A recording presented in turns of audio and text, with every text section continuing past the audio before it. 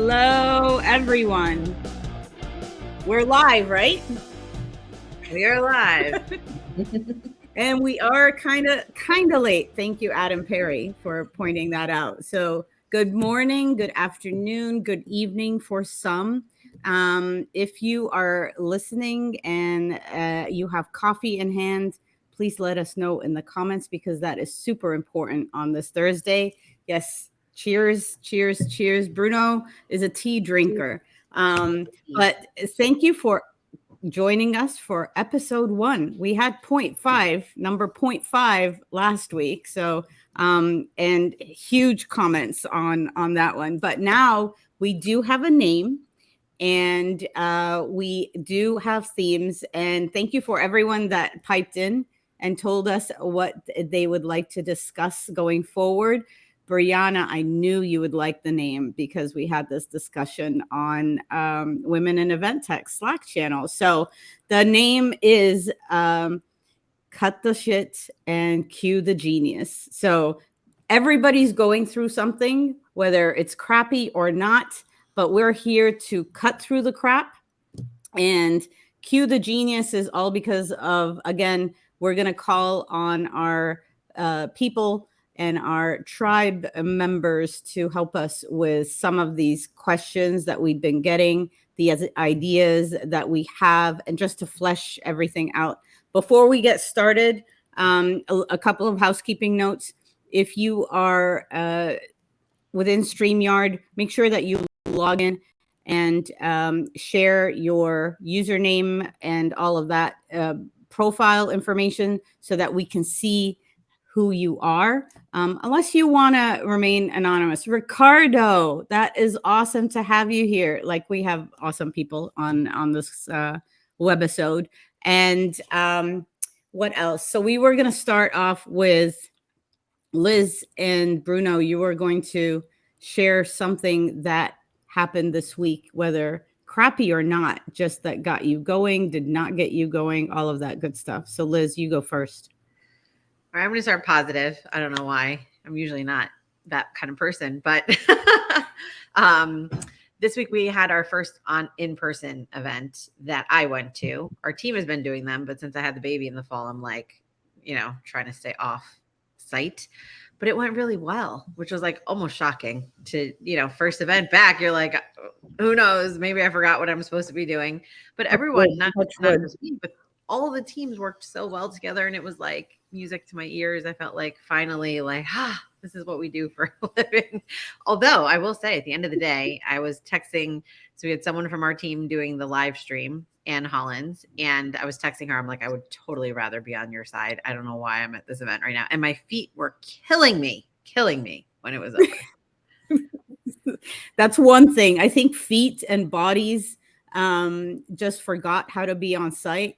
And I think Adam and some others can relate to this. You also forget how much alcohol you can consume and how much coffee you need the next day. So like, it's almost like you have to pace yourself in a very different manner.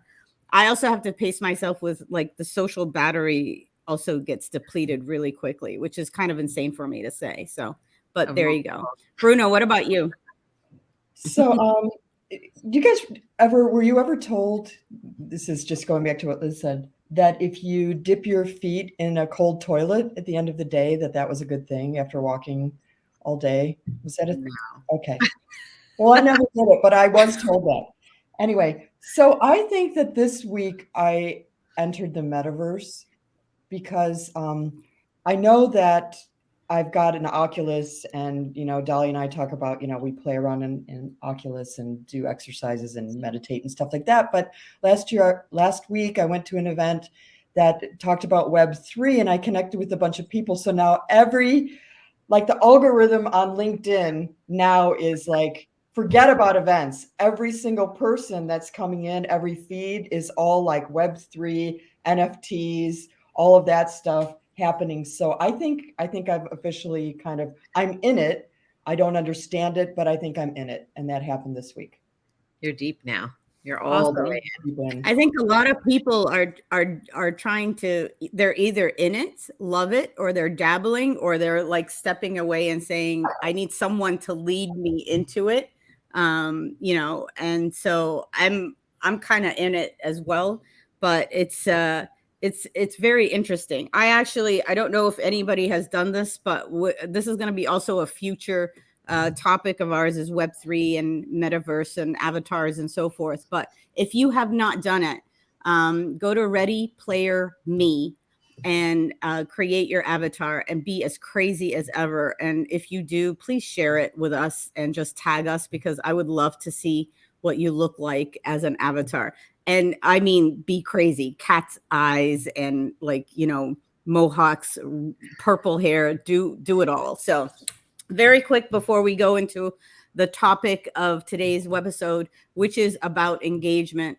And I think we're doing really well right now with the engagement that we have. But this week, I actually decided that I was going to reach out to 5 people that were almost like, in my world, why would they talk to me? They're not in my universe. They're not in my industry. And I just wanted to reach out to them to see if they would like just chat.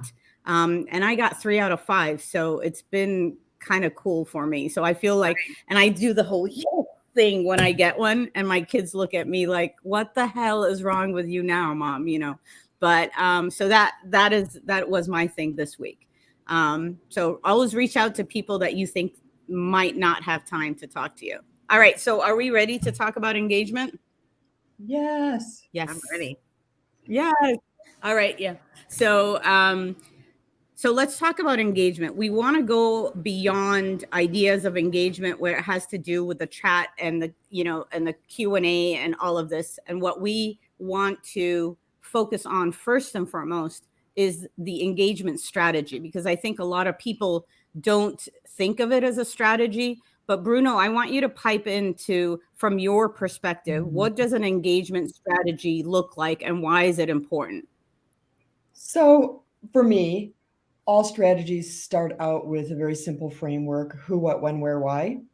So when I think about engagement, first of all, I'm thinking, who are we talking about? Are we only concerned about attendees engaging with each other? Or are we talking about attendees engaging with the organizer or exhibitors or sponsor? I mean, who is involved in, who's sitting in this bucket of engagement, right?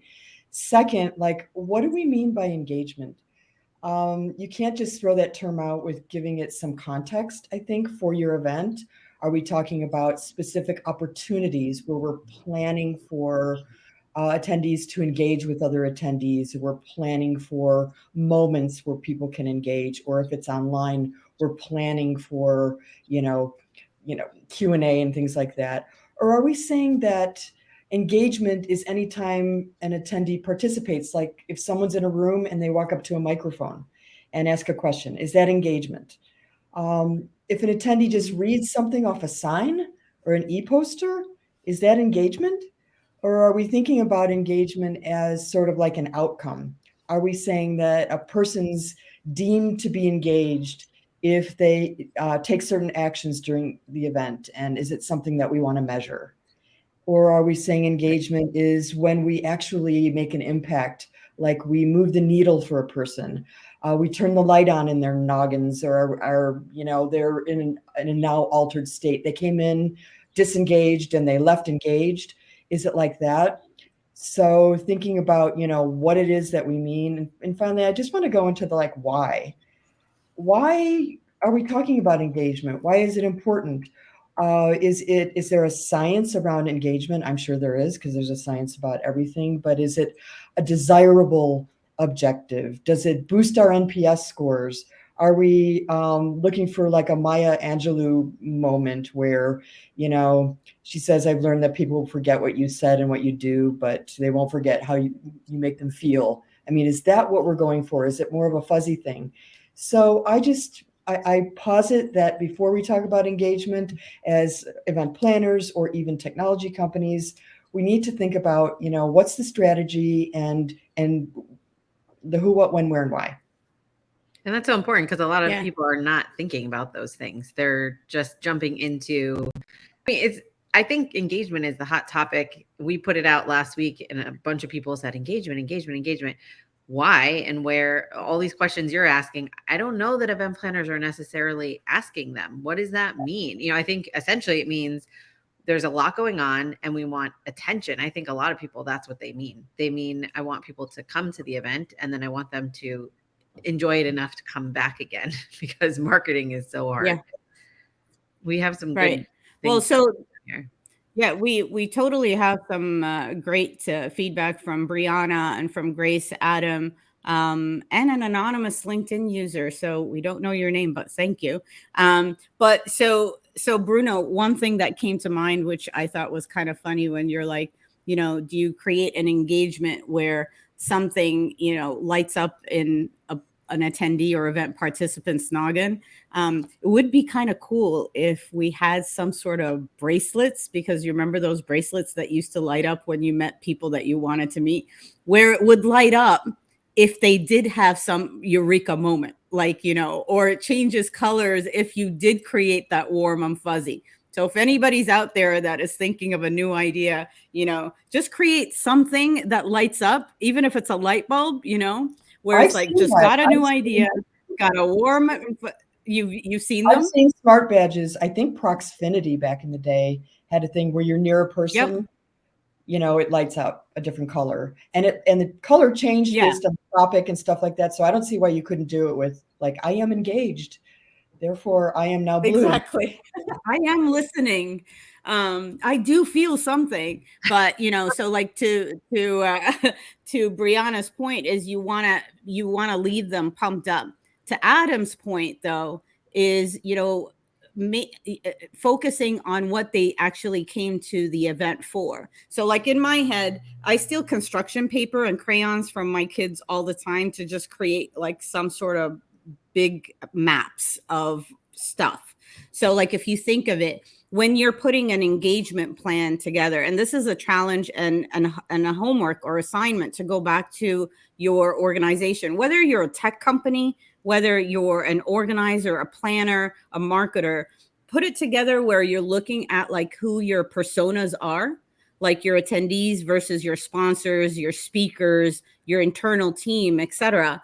And then figure out what do they want out of the experience? What are those points that you would want? And what kind of emotions you want to evoke in them, and how you're going to do it. Whether it's a networking opportunity, a surprise and delight snack box if it's virtual, a surprise and delight like drink of choice if you want, content that they want to consume or content they want to curate or co-create with you, for example. And then with that map, then what are the tactics you're going to take? Because I think what people forget is it's simple. Even when with the chat and the Q&A, we're always seeking to put in cheerleaders with the confetti guns in the chat, because that's part of the engagement. You need to put resources and people that are going to help you bring that engagement plan to life, basically. So you have to think of it from different angles, different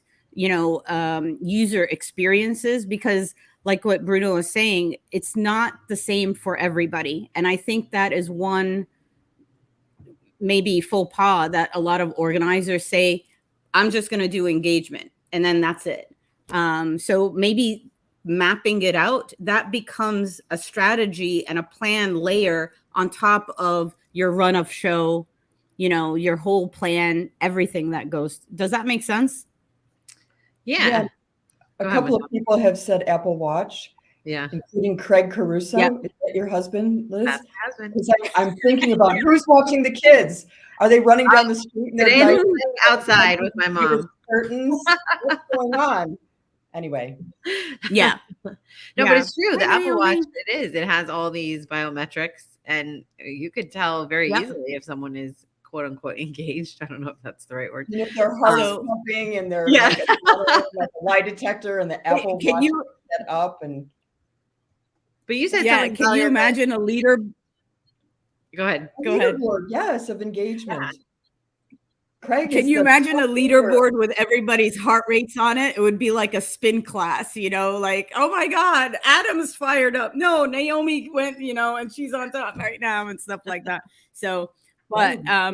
it's awesome. I mean, going back though to the engagement part and getting people pumped up, I think, and I'm not, if I'm not mistaken, and maybe someone else knows about this, it's the sentiment analysis that's going to kick in, where I think Zenus is also playing around with this. So it's not only the facial recognition, seeing if someone's happy with a speaker or, sulking or bored with Dahlia speaking on a session or something like that.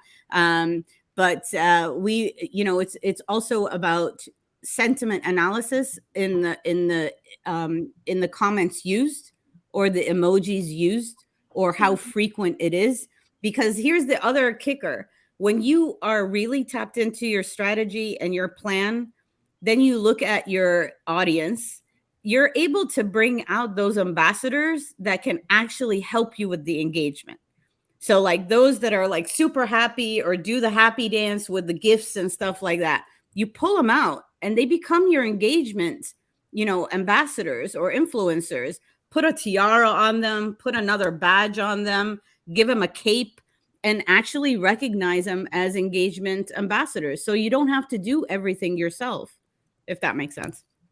Except when you fake it. I've seen online events where all the employees are the attendees and they're out there, yeah, and then you click through and it's like, Bob Jones is director of content, and he's from the company who's doing the webinar. I don't know. Although Or, I think no, I agree with you. I don't think sentiment is necessarily it's not a direct correlation to engagement. For some organizations, engagement means you have to watch a certain amount of content to get a certain amount of education that's required for your, certification or whatever. So I think that's a piece of this too, to what Michelle was saying, is like, you have to understand what is it that we're trying to achieve and how does that look. But I love what you're saying, Dahlia, about rewarding the behavior, like in whatever way. If you know what you're trying to achieve, then you can kind of work backwards and figure out what you want that to look like. We did this super old school idea, like for Texie Talk years ago, like, I don't know, it was almost 10 years ago at this point, probably, where we gave out like fake branded money to people. And we didn't tell them for the first half of the day what we were doing, but we were trying to encourage networking. So every time we saw someone like introduce themselves, we'd give them this money and tell them to hold on to it. And then we told them, if we saw them like introduce themselves to someone in the corner or like strike up a conversation with someone who wasn't really, we gave them more. And then we told them at lunch what it was for. And that was the busiest lunch break I've ever seen. People were going crazy trying to earn this fake money. They didn't even know what it was for. It ended up being for like an auction at the end of the day for all these prizes. And we made it really fun. That's awesome. The idea was just getting people to do what we wanted by giving them some incentive to do it. And there was a little bit of like mystery in the first half of the day. They were like, what is this? What am I doing? Getting this money. It just gives them. Yeah. So I think that's important too, is just thinking of how you get them to do the actions you want them to take, other than just throwing out ideas. So yeah, now so now that I'm queen of Web3, I can tell you that last week they had coin at this event, and at any time, and even pre-event, every time you answered a question on the Discord channel, you got some coin. Every time you did anything, pretty much. And then at the event, people that had their own coins, like if you did anything to engage with them, like you shared your contact information, they would send you coin, so now you get all this coin, and again, you don't know what to do with it, but I felt good. I felt engaged. Yeah, definitely. I mean, so with the whole idea of having a plan, really focusing on what the event participant, and I say event participant so that we're not only focusing on the attendees, because sponsors, exhibitors, speakers, internal team, they all need some sort of plan and engagement, right? And tactics that go with what they're doing. Never underestimate like that your internal team is also engaged. You always have to take a look at what can get them or drive them to be more engaged, especially if they're on site, because you can drain them very, very easily. So that's one. Just to answer one question. So Jennifer says, do these tips apply to Zoom and in-person events? I think they do. I think that you can definitely come up with a plan for your digital events as well as your in-person events. If you have hybrid events and hybrid audiences, meaning that you have a virtual audience at the same time as your face-to-face audience, there are ways that you can bring them together. You do not necessarily have to. I don't like to use the word hybrid because that's a different session for another time. But again, that big map that I was asking you to take a look at putting together, that's where you actually say, okay, what kind of venue your audience is in? Meaning, are they digital, or are they on a Zoom, or are they face to face? And then you map it out that way. So if we're trying to map all of this out, and we're going to be creative with you guys in a hot second, but one thing is your KPIs have to be solid.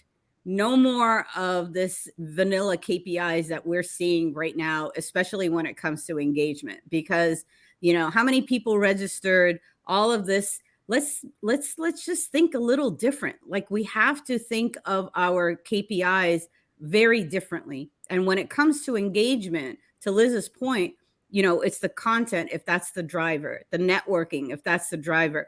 What kind of KPIs, Liz and Bruno, would you suggest that people, event profs should look at right now when it comes to engagement? Go, Liz. I have some thoughts, but go ahead. Okay. I'm learning a lot from Bear Analytics. They rolled out some cool analytics tools, not just for engagement, but that is a component of things that they're looking at. I remember learning something from Bizzabo many years ago. If you're looking to measure satisfaction and that feel good, just ask the one question: would you recommend this event to a friend? And the answer is yes or no. And if you can say 97% of people would recommend this event to their best friend, that shows you some, that could be a KPI. But in terms of more specifics, I think it's also about, the number of interactions, the number, if you're virtual, we can look at the number of seconds someone spent at a booth, for example, with one of our sponsors. We can look at that in person as well, not to the same degree, but looking at those kinds of metrics, I think, is really important. And then also thinking about I think it's not just quantifying, but every time I hear someone say oh, the chat was really busy, I want to know with how many people, what was the percentage of your audience that was actually in the chat, unique people that were actually using it? Because I'm one of those people that I'd have my video off, but I'd be chatting the whole time, so really looking person by person to identify whether you're meeting your goals. And I think to whatever degree you can quantify them, better. But obviously we're still learning, but there's some really, yeah, totally. Especially there's so many data points. It's kind of, an excuse to say that you don't know if you've achieved your goal or not. Yeah, I think true. You stole one of my favorites, and I think about dwell time. That for me is the true, the truth. It is the truth, the one truth. I don't care how many, emoji, clapping hands and hearts and all of that stuff are going, because it's just so easy. It's almost like you don't even have to engage in order to press a button and just, send stuff out. But if a person stays, if that to me says something, that is a big KPI, and it's just one of the zillion metrics that you can measure. But that to me is probably one of the most important. I think that's a good point too, is that we don't have to be overwhelmed by the data. There are 1,000 data points, but there may be only 2 or 3 that tell the story of whether or not you're achieving your goals, not just from an engagement standpoint, but are you trying to sell a product? Well, then look at the sales of that product and see if it worked. I think a lot of people get overwhelmed. Oh my God, there's so many reports I could draw without, but you might not need all that. Mm-hmm. Yeah, I think we do overthink it. Bye, Tracy. But one thing is, I also think that we wait too long to ask for feedback and evaluations. So post, event surveys, I wonder if they actually work anymore. If you look at all the customer service, calls that you make to your providers, and they say, you're going to get a survey. It's all about me. I hope you give me good numbers and stuff. I'm like, Yeah. Steve, you were awesome. And because you did this, this, and that, I get the survey. I usually don't answer it. So I think part of where we need to do a refresh is figure out ways, whether it's in-person dialogue, conversations, or even in the chat, or even having the speaker say, was this good for you? Did you enjoy it? What else would you want as prompts within their content? Because I think content is going to be a driver of, was it engaging enough or not for the attendees, especially, that kind of feedback has to be baked into the whole journey, the whole experience, not to wait until, after the fact. And I think exhibitors and sponsors need hand-holding to figure out how they can receive feedback on the way they do sales, their pitches, how they like stand in aisles of trade shows, for example, or even on a virtual side, that they're not in the chat, selling themselves 200%. And that cast, nobody's going to come to their booth. Like, stuff like that. It sounds very basic, but it truly is the case. So, Brianna says, I literally saw a bathroom at an airport that asked on the way out what our sentiment was of the quality of the cleanliness. It was a happy face. Is it one of those buttons? Yeah. Like that you push? And I was My kids are notorious for pushing all the buttons. So and who wants to push a button in a bathroom? Okay. Yeah, seriously, of all the places to put the buttons. Yeah. I was just thinking of that idea when we were talking, Dahlia. What if you had that at the end of like a sponsor booth? The sponsor booth, and then something that lets the user say whether or not this would be useful for them, whether they got the information they were looking for, or whatever questions you want to ask. But a lot of times I've tried to say to the sponsors, like, well, you're saying you didn't get a good return, but I saw your whole team by the bar the whole time. And I saw a lot of people walking by your booth where no one was engaging, and no one was, it's on them to some degree. Nobody was there. Yeah. But here's the thing. If they wanted to be at the bar, then they should have sponsored the bar. Or better yet, their sponsor area could have been a bar, because, I go to one show every year. It's Electrical Contractors, the biggest spot for everybody. And it's over the weekend. The biggest spot for everybody to hang out in is the bar.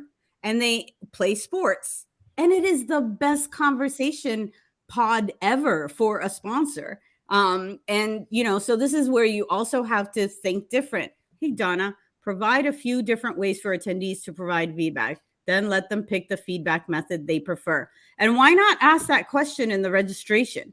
How do you want to give feedback? Like, why not? And I think that's where it needs to start. So we have 2 minutes. We have 2 minutes. Anybody have any cool, I know, doesn't it? Anybody have any cool ideas that they want to add on when it comes to different types of engagement, tips, tricks, in the comments, and then we're going to curate it and put it together for you, for those that had to jump off or those that are listening, so you can use it as a cheat sheet. So if there's any other ideas, ladies, while we see the chat go on fire with comments. I like calling people out by name, like you've been doing, Dahlia.